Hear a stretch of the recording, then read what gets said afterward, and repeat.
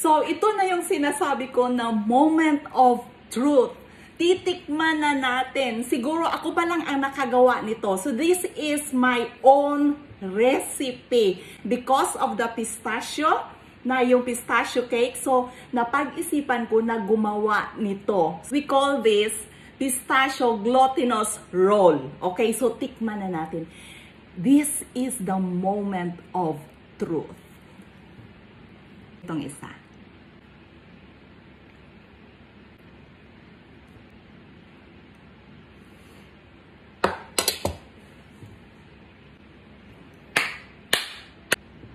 Grabe kasarap, guys. Ang bango. Okay, so 1 cup glutinous rice flour. 1/4 cup all-purpose flour. 3/4 cup white sugar. 1/2 cup pistachio powder. I-mix lang natin. Pagkatapos yan, 1 1/2 cup coconut cream. 1/4 cup evap milk. Pinch of salt. I-strain natin para mawala yung buo-buo. Bango! Hatiin natin. 1 cup. 1 cup din dito sa kabila. So, mayroong natira 1 1/4 cup each. Para ma-enhance yung kulay ng pistachio, maglalagay ako ng green color dito sa half na mixture. 1 drop. Ganda na. Kulay pistachio na siya. I-spray lang natin ng oil. So, ikalat lang natin. Magpakulo tayo ng water. Para mas madali, nag-init na ako ng water. Okay.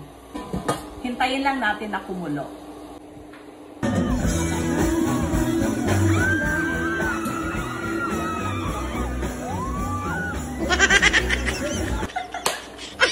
Kumukulo na agad. Ilagay na natin itong ating patungan. Ilalagay natin yung tray natin. Ang una nating ilalagay itong walang food color.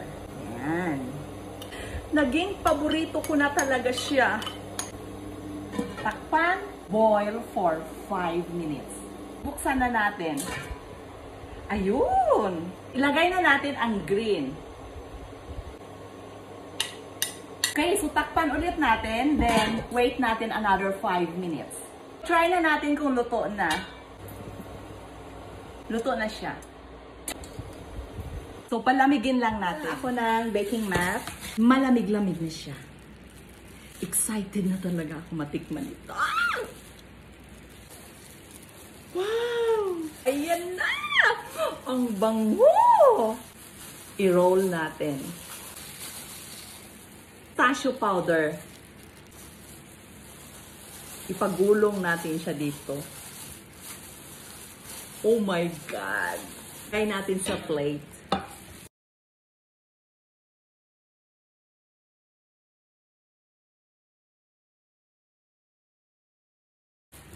May maliit. So, dahil mahal ang pistachio, itong natira, ilalagay natin on top. Yan. Wow! Ang bango! Gusto ko na siya tikman.